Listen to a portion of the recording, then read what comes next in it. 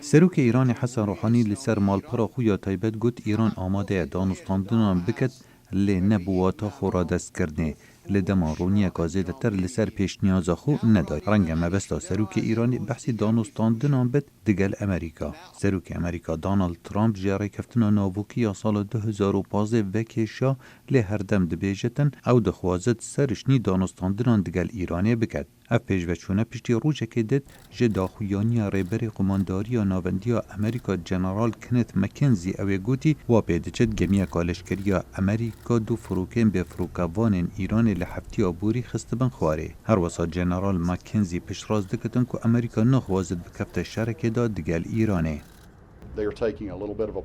ام هزدکین او ین راوستیانیش بر هزا مزن یا امریکا لوی هریمه.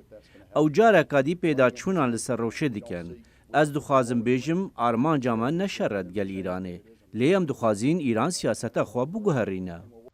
هفدم دگل گرچیا لشکری یا کنداوی و خستنا فروکا و دست بسرگرتنا گمیم پترول بزاون دیپلماسی دوام دکن. وزیر دروی فرانسا جان ایف لودریان دگل نونرکی بلندی ایران لپاریس کنبو وکو حولک بو سرخستنا دیپلماسی لسر تنگجا دگل ایرانه. لودریان دگل جیگری وزیر دروی ایران عباس عراقچی کنبو ولگو راگهاندنا ایران نامه یک جروحانی بو سروک فرانسا امانوئل ماکرون هل گرته بو. لودریان دبیجتن امنها گواشه لسر ایران زیده دکین دا جارکادی وگرته و بوره کفتنا وینا.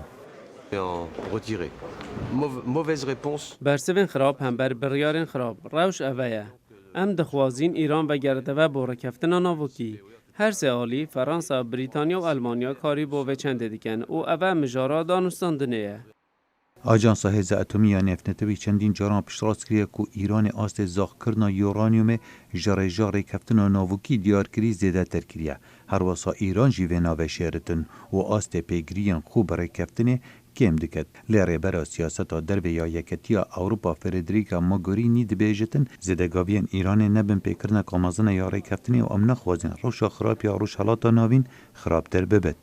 Throughout the years, we have always said. بوده مثلا مدگوت بیره کفتن ناوکی روش روشلات ناوین یا خرابتر به روش آلوزه و آلوزی زحمتتر به خویانه که حورای یک حیل لسار پراستن رکفتنی حتی که ایوان گومان حیل نها بوان اشکره دبه روش بیره کفتن خرابتر ببه.